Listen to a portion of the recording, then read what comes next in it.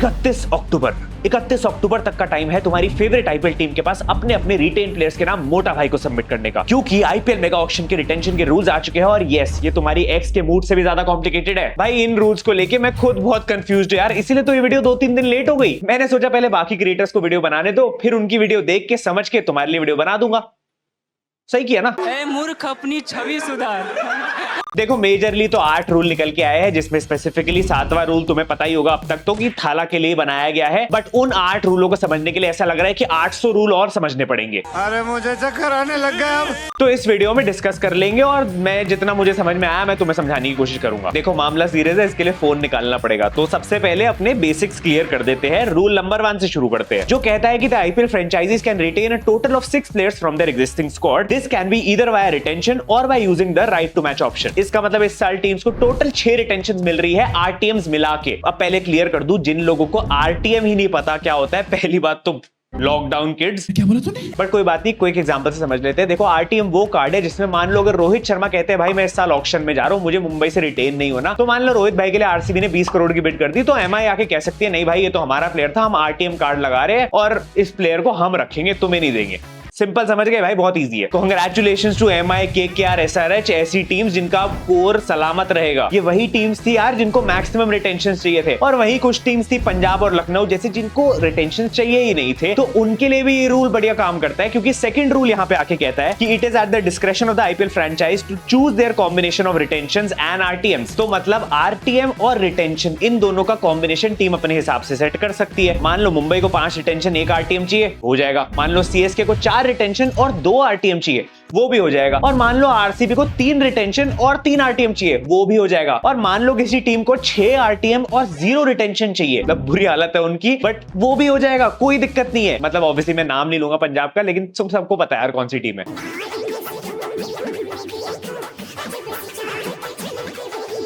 But rule 2 का छोटा सा प्लॉट ट्विस्ट ये कहता है कि भाई अगर तुम 6 रिटेंशन कर रहे हो तो तुम मैक्सिमम 5 कैप्ड प्लेयर्स ही रिटेन कर सकते हो, इंक्लूडिंग इंडियन एंड ओवरसीज, और मैक्सिमम 2 अनकैप्ड प्लेयर्स रिटेन कर पाओगे। इसका मतलब अगर टोटल 6 रिटेंशन करने की सोच रहे हो तो 1 अनकैप्ड प्लेयर को रिटेन करना मस्ट है। ऑल्सो अभी तक जब भी रिटेंशन होती थी तो 1 या 2 फॉरेनर्स को रिटेन किया जाता था, लेकिन इस बारी बीसीसीआई ने हटा दिया। मतलब तुम 5 के 5 फॉरेनर्स रिटेन कर सकते हो कैप्ड प्लेयर्स में, कोई दिक्कत नहीं है। इनफैक्ट अनकैप्ड में भी फॉरेन प्लेयर रिटेन कर लो, कोई दिक्कत नहीं है। तो कहा गया, टेंशन मत लो, तुम क्लासन, हेड और पैट कमिंस तीनों को रिटेन कर लोगे यार, क्योंकि तुम जानते हो teams like KKR and SRH ये लोग अपने फॉरेन प्लेयर्स पे बहुत ज्यादा डिपेंड करते हैं। अब देखो, अभी तक तो सबको सिंपल लग रहा होगा, कोई दिक्कत नहीं लग रही, अच्छा खासा 6 प्लेयर्स का कोर भी रिटेन हो रहा है, मतलब हर टीम यही चाहेगी यार। लेकिन प्रॉब्लम 3rd रूल से शुरू होती है, जो कहता है कि बेटे अगर तुम्हें अपनी टीम का कोर रिटेन करना है, 6 प्लेयर रिटेन करने हैं, तो कर लो, कोई दिक्कत नहीं है, but it comes at a cost, and that cost is a total of 79 crore. वो कैसे होगा मैं बता दूंगा, लेकिन रूल 3 ये भी कहता है कि इस साल हर टीम का आईपीएल पर्स 90 करोड़ से बढ़ा के 120 करोड़ कर दिया गया है। तो अगर तुम्हारी टीम 5 कैप्ड प्लेयर्स की रिटेंशन करती है तो उसको फर्स्ट रिटेंशन को 18 करोड़ देने हैं, सेकंड रिटेंशन को 14 करोड़ देने हैं, और 3rd रिटेंशन को 11 करोड़ देने हैं। ये सब ठीक है, क्योंकि अभी तक ऐसा ही होता आया था कि ग्रेजुअली रिटेंशन के सारे अमाउंट्स डिक्रीज होते गए थे। लेकिन इस साल ट्विस्ट ये है कि 4th रिटेंशन से ये रीसेट हो गया। मतलब 4th रिटेंशन वाले प्लेयर को तुम्हें फर्स्ट रिटेंशन वाले की तरह 18 करोड़ देने पड़ेंगे, और 5th रिटेंशन वाले प्लेयर को तुम्हें सेकंड रिटेंशन वाले की तरह 14 करोड़ देने पड़ेंगे। यानी ज्यादा अच्छा कोर बनाना है तो पैसा बहाना पड़ेगा। और ऊपर से अगर तुम 6th प्लेयर रिटेन करने का सोचते हो, जो कि टेक्निकली सिर्फ अनकैप्ड ही हो सकता है, उसके लिए कैप है 4 करोड़। तो ये टोटल रिटेंशन तुम्हारी टीम को कॉस्ट करेगी 79 करोड़। 120 करोड़ के पर्स में से 79 करोड़ हटा दो, तुम्हारे पास बचते हैं सिर्फ, देख क्या है, 41 करोड़। अपनी पूरी फैमिली में अगर कोई नालायक और निकम्मा है तो सिर्फ तू है। और अब इन्हीं 41 करोड़ में तुम्हें बाकी के 16 से 17 प्लेयर खरीदने होंगे अपनी टीम के लिए। भाई सच बोलूं, इतने में तो सिर्फ 2 ही पैट कमिंस आ पाएंगे। देखो, क्लियरली मोटा भाई नहीं चाहते कि टीम ज्यादा रिटेंशन करे। ये तो टीम लड़ रही थी रिटेंशन के लिए, ज्यादा जिद कर ली थी, तो मोटा भाई ने दे दी रिटेंशन, लेकिन एक कैच डाल दिया। और देखा जाए तो ये मूव अच्छा ही है, क्योंकि इससे मेगा ऑक्शन का फन बना रहता है। अगर हर टीम अपने 6 अच्छे प्लेयर रिटेन कर लेगी तो मेगा ऑक्शन से 60 अच्छे प्लेयर कम हो जाएंगे, और फिर उतना मजा नहीं आएगा। लगी है भाई प्लानिंग, इतनी प्लानिंग मतलब कैसे मुझे नहीं, बट करी तो है।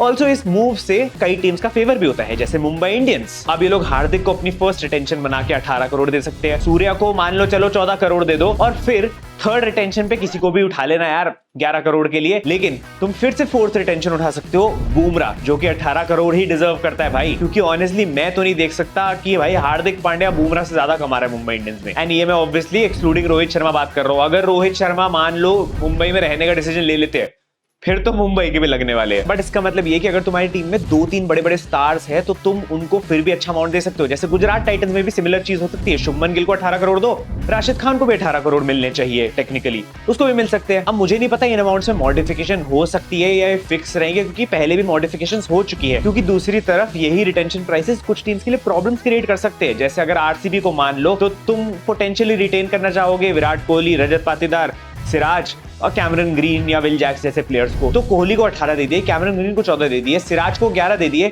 उसमें रजत पाटीदार को फिर से 18 दोगे क्या, या आरटीएम यूज करोगे?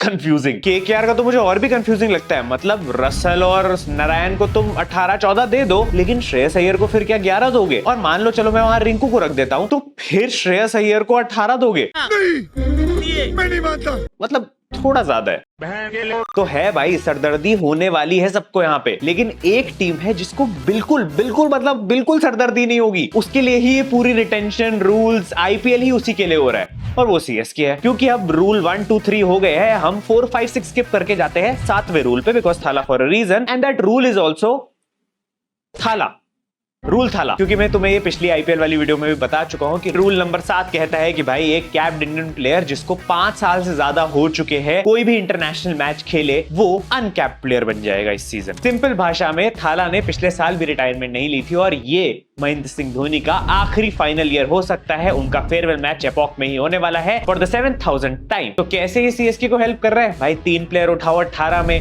ऋतुराज उठा लो, पथिराना उठा लो, जड्डू उठा लो, और एक अनकैप्ड प्लेयर माही भाई उठा लो। Perfect squad, core retain. Rohit, ये तेरे को क्या हो गया रे? मैं बच्चों से बात नहीं करता। वैसे तो इस रूल के अकॉर्डिंग टेक्निकली केकेआर भी सुनील नारायण को as an uncapped player 4 crore में रिटेन कर सकते थे, लेकिन ये सिर्फ इंडियन प्लेयर्स पे ही अप्लाई होता है। दैट मींस पीयूष चावला, अमित मिश्रा, मोहित शर्मा, ये सब प्लेयर्स कुछ ऐसे होने वाले हैं जो रिटेन हो जाए इस बार as uncapped players. Even though I doubt कि वो पॉडकास्ट के बाद अमित मिश्रा को शायद ही कोई रिटेन करे। एंड इस रूल के चलते एक इंटरेस्टिंग फैक्ट बता दूं, जैसा अभी चल रहा है 2028 में ईशान किशन और श्रेयस अय्यर, ये दोनों भी अनकैप्ड प्लेयर्स में आ जाएंगे। सबकी इज्जत करेंगे तो लूटेंगे किसकी? एक और क्रेजी चीज भाई, तुम्हें पता है अभी बांग्लादेश की स्क्वाड अनाउंस हुई है, उस पर भी मैं वीडियो बना के डाल चुका हूँ, वो जाके देख लेना। और उसमें कुछ अनकैप्ड प्लेयर्स है, जैसे हर्षित राणा, नितिश रेड्डी और मयंक यादव। अब अगर ये प्लेयर्स डेब्यू कर लेते हैं इस T20 सीरीज में, जो कि करेंगे ही, तो ये अनकैप्ड प्लेयर्स नहीं रहेंगे। तो मतलब लखनऊ, हैदराबाद और केकेआर की ऑक्शन स्ट्रेटेजी इस बांग्लादेश की सीरीज पे भी डिपेंड करती है। फिर एलएसजी मयंक यादव को 4 करोड़ में नहीं कर पाएगी भाई, 11 करोड़ देने पड़ेंगे या 18 करोड़ देने पड़ेंगे, वरना भेजो ऑक्शन में और बैठे होंगे लोग पर्स लेके अपना। बट कमिंग बैक टू वो 75 करोड़ के 5 रिटेंशन, क्या तुम्हें लगता है कोई भी टीम इतनी क्रेजी होने वाली है जो टोटल में 5 प्लेयर्स पे 75 करोड़ रुपीस स्पेंड कर दे? I mean obviously unless you are Mumbai Indians, जिसके पास प्लेयर्स ही ऐसे हैं कि करने ही पड़ेंगे। बट अदर देन दैट मुझे ऐसी कोई टीम ही नहीं दिख रही यार। सब टीमों को आई थिंक बेस्ट यही रहेगा कि 3 रिटेंशन लो और 3 आरटीएम उठा लो। मतलब सिर्फ 43 करोड़ स्पेंड होंगे, और आरटीएम से फिर जितने सस्ते में खरीद सकते हो खरीद लेना। अगेन ये भी अच्छा ऑप्शन लग रहा था, अनटिल आरटीएम पे भी इन्होंने एक ट्विस्ट डाल दिया। अब तुम एग्जांपल से एक्सप्लेन कर देता हूं। अब बेसिकली मान लो कि चहल है, और चहल को राजस्थान ने रिटेन नहीं करा। पहली बात तो सो सैड, हर बार हसदे चेहरिਆਂ ਦਾ मतलब ये नहीं ਹੁੰਦਾ कि ਉਹਨਾਂ ਨੂੰ कोई तकलीफ नहीं होती। बट ठीक है, चहल को राजस्थान ने रिटेन नहीं करा, वो चाहते हैं कि हम उसको आरटीएम से सस्ते में खरीद लेंगे। तो वो ऑक्शन में वेट करते हैं, और आरसीबी बिड कर रही है चहल के लिए, क्योंकि उनको अपनी गलतियां सुधारनी है। तो अब अगर आखिरी बिड आरसीबी ने करी है, मान लो 8 करोड़ की, एंड ऑलमोस्ट वो आरसीबी को सेल होने वाला है, तो आरटीएम रूल के अकॉर्डिंग राजस्थान से पूछा जाएगा कि भाई तुम्हारे पास एक आरटीएम कार्ड है, तुम्हें चहल पे लगाना है, तो तुम्हें 8 करोड़ में चहल मिल जाएगा। पहले क्या होता था, आरटीएम यूज किया तो प्लेयर उतने ही प्राइस में मिल गया। लेकिन अब अगर राजस्थान कहती है हाँ भाई मुझे लगाना है, तो आरसीबी कहती है रुक जाओ बेटा, मैं इसका प्राइस और बढ़ाना चाहता हूं, और आरसीबी चहल का प्राइस 14 करोड़ कर देती है। तो अब भी अगर वो आरटीएम यूज करके खरीदना चाहते हैं चहल को राजस्थान वाले, तो उनको 14 करोड़ ही देने पड़ेंगे। तो अब इसी 14 करोड़ में या तो आरआर आरटीएम यूज करके खरीद सकती है, या फिर आरसीबी भी खरीद सकती है। मतलब ओपोनेंट टीम के पास एक एक्स्ट्रा ऑप्शन आ गया है आरटीएम वाले प्लेयर का प्राइस इंक्रीज करने का, even after they get to know कि ये उसको खरीदने का सोच रहे हैं। मतलब ये गेम चेंजर हो सकता है, और ये टैक्टिकली तो मतलब टीम्स को हिला के रख देगा। स्पेशली तुम्हें पता है जब वो डीसी का ओनर सामने होगा, फिर तो भाई सबकी वाट लगने वाली है, सबके पर्स खत्म होंगे। सच में भाई आईपीएल की रिटेंशन स्क्रिप्ट नहीं, इंसेप्शन की स्क्रिप्ट लग रही है। Also yes, the players have the right to refuse to be retained by a team. मतलब रोहित भाई मना कर सकते हैं अगर उनको नहीं रिटेन होना मुंबई से। प्लीज कर देना रोहित भाई। नहीं, उसमें सोचना क्या है। Now coming back to the rules, कुछ रूल्स फॉरनर्स के लिए भी है क्योंकि वो हर साल आके हमें लूट के चले जाते हैं, लेकिन मोटा भाई ने बोला है अब से वो नहीं होगा। सिंपल बोल दिया है कि भाई मिनी ऑक्शंस जो होंगी फॉलोइंग ईयर्स में, उसमें कोई भी फॉरेन प्लेयर्स इंडियन प्लेयर से ज्यादा कमा ही नहीं सकता है। डब्ल्यू मोटा भाई, सच में डब्ल्यू, मतलब अपने इंडियन प्लेयर्स को यार हक का मिलना चाहिए क्योंकि हमारी लीग है ये। मतलब मान लो अगर मेगा ऑक्शन में कोई इंडियन प्लेयर 20 करोड़ का सेल होता है तो मिनी ऑक्शन में अगले साल फॉरेन प्लेयर सिर्फ मैक्स टू मैक्स 18 करोड़ ही ले जा सकता है। और अगर मेगा ऑक्शन में कोई इंडियन प्लेयर 15 करोड़ का मैक्सिमम प्राइस लेके जाता है तो फिर मिनी ऑक्शन में ओवरसीज प्लेयर सिर्फ मैक्सिमम 15 करोड़ का ही बिक सकता है। इसको हम रूल नंबर 5 और 6 नहीं, इसको हम पैट कमिंस और मिचेल स्टार्क रूल बोलेंगे। ऑल्सो नेक्स्ट ईयर के ऑक्शन से ओवरसीज प्लेयर्स को खरीदने के अमाउंट फिक्स किए जाएंगे। मतलब एक पर्स दिया जाएगा स्पेसिफिक अमाउंट का जिससे ही तुम ओवरसीज प्लेयर्स खरीद सकते हो, ताकि ये लोग 25-25 करोड़ ना ले जाए ऐसे ही। अब काफी ओवरसीज प्लेयर्स ऐसे भी होते हैं भाई जो बहुत चालाकी से अपना नाम मिनी ऑक्शन में डाल देते हैं जब उनकी डिमांड ज्यादा होती है, जब वो अच्छा खेल रहे होते हैं उसके राउंड। वो चीज अब से नहीं होगी, तुम्हें मेगा ऑक्शन में अपना नाम डालना ही पड़ेगा, तभी तुम मिनी ऑक्शन में भी सोल्ड होने के लिए एलिजिबल हो पाओगे। एंड द बेस्ट पार्ट ये उन प्लेयर्स के लिए है जो टूर्नामेंट शुरू होने से पहले पीटी दे देते हैं। अगर कोई ओवरसीज प्लेयर ऑक्शन में पार्ट लेता है, टीम को सोल्ड हो जाता है, लेकिन आईपीएल शुरू होने से पहले पुल आउट कर लेता है for some reason, to prioritize country या फैमिली, तो वो अगले 2 साल के लिए आईपीएल से बैन हो जाएगा। ओहो, इसे कहते हैं जेसन रॉय रूल या फिर the Harry Brook rule, Josh Hazlewood rule, Wanindu Hasaranga rule. अब ये फॉरेन प्लेयर विड्रॉ करने से पहले कम से कम 5 बारी सोचेंगे और 6ठी बारी विड्रॉ करने का आइडिया ही विड्रॉ कर लेंगे। ऑल्सो हाँ, टाइम आ चुका है टेलीग्राम प्लग करने का कि भाई ये सारे रूल्स वगैरह और सारे अपडेट डिस्क्रिप्शन से टेलीग्राम को ज्वाइन कर लेना। व्हाट्सएप ग्रुप भी ज्वाइन कर सकते हो, वहां पे डेली क्रिकेट से रिलेटेड सारे अपडेट्स डालता रहता हूं। मुझे लगता है ये बहुत ज्यादा अच्छा रूल है क्योंकि इससे ये लोग सारे सीरियस हो जाएंगे और इसकी जरूरत भी थी। इनफैक्ट एक फ्रेंचाइजी के एग्जीक्यूटिव ने भी बोला था कि कुछ प्लेयर्स तो जानबूझ के कभी-कभी टूर्नामेंट से पहले विड्रॉ कर लेते हैं क्योंकि वो कम प्राइस में बिके होते हैं। इसके अलावा एक और जय शाह का हिस्टोरिक रूल नंबर 4, अब से आईपीएल में हर प्लेयर को अपने ऑक्शन या रिटेन प्राइस के अलावा 7.5 लाख रुपए मिलेंगे मैच खेलने के लिए। ऊपर से अगर वो सारे मैचेस खेलते हैं आईपीएल के तो additional 1.05 crore and her team को 12.6 करोड़ की मैच फीस भी एलोकेट होगी फॉर द सीजन। वैसे मोटा भाई इस हिसाब से वो मेरे कितने हुए?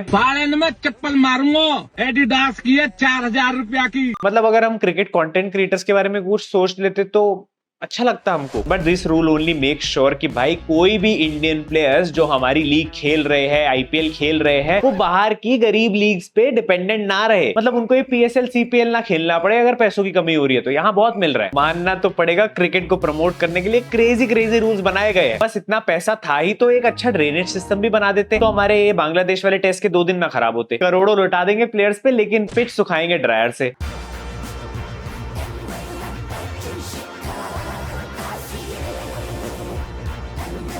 उसकी भी वीडियो करने लगाई जाएगी। होपफुली इंडिया मैच जीत जाए। आज डे 5 चल रहा होगा भाई। डे 4 पे डे 2 डे 3 डे 4 3 दिन कवर कर लिए एक ही साथ रोहित भाई ने। क्रेजी कर दिया था भाई रोहित भाई ने। 3 ओवर में 50 रन बना दी। मैंने तो स्टोरी डाली थी इंस्टाग्राम पे। ऑल्सो फाइनली लास्ट 2 चीजें कि प्लेयर को लोन करने का रूल वापस आ चुका है जो आज तक कभी यूज नहीं हुआ। फुटबॉल में बहुत ज्यादा होता है बट क्रिकेट में आईपीएल में हमने कभी भी नहीं देखा। आई रियली होप यार ऐसा कुछ इंटरेस्टिंग हो जाए। एंड ऑल्सो की इंजरी रिप्लेसमेंट्स के लिए अब टीम्स के पास 12वें मैच तक का टाइम है रिप्लेस करने का प्लेयर को। पहले सिर्फ 7 मैचेस के लिए अप्लाई होता था लेकिन अब ये 12th मैच तक एक्सटेंड कर दिया गया है ताकि अगर कोई टीम जिसका कोई फॉरेन प्लेयर 10th या 11th मैच में इंजर्ड हो जाता है तो भाई उसको रिप्लेस करने के लिए अभी भी टाइम है क्योंकि आगे 12th मैच के बाद तो 1 या 2 मैच रह जाते हैं फिर प्लेऑफ्स ही है। हाँ, ये रूल ऐसे पंजाब और दिल्ली के लिए उतना फेवरेबल नहीं है क्योंकि वो तो कहाँ ही प्लेऑफ्स के लिए खेलते हैं। और लास्ट एंड सबसे बेकार रूल जो मुझे बिल्कुल पसंद नहीं है, इंपैक्ट प्लेयर का रूल, वो कंटिन्यू करेगा अगले 3 सीजन के लिए। खैर देखो, इस वीडियो में मैंने रूल्स की बात करी, रिटेंशन की बात नहीं कर रहा। जो टीम्स प्लेयर को पोटेंशियल रिटेन कर सकती है उसके लिए मैं सोच रहा हूँ एक डिफरेंट वीडियो बना दी जाए जिसमें सारी टीम्स की एक साथ बात कर लेंगे। लेकिन इससे पहले मैं 2 वीडियो ऑलरेडी बना चुका हूं जिसमें मैं 10 टीम्स को कवर कर चुका हूं रिटेंशंस के लिए। तो तुम अपनी फेवरेट टीम की रिटेंशन कमेंट्स में मुझे बता देना ताकि मैं फिर से एक और वीडियो निकालूं जिसमें हम इन टीम्स के बारे में बात कर पाए क्योंकि अब काफी चीजें चेंज हो चुकी है बिकॉज ऑफ द रिटेंशन के प्राइसेस। तो मुझे नहीं लगता कि अब वो प्लान सेम रहेंगे कि भाई ये 5 प्लेयर ही रिटेन होने चाहिए। अब थोड़ा सा डिफरेंट हो जाएगा क्योंकि भाई चौथे प्लेयर को 18 करोड़ देने पड़ जाएंगे। बाकी एनीवे तुम लोग वीडियो को लाइक कर देना, चैनल को सब्सक्राइब कर देना। मैं मिलता हूं तुमसे अगली वीडियो में। एंड में जाते जाते यही कहना चाहूंगा कि दोस्तों, सपने देखना अच्छी बात है पर ई साला कप नाम दे के सपने देखना ये तो सही नहीं है। शुभ रात्रि।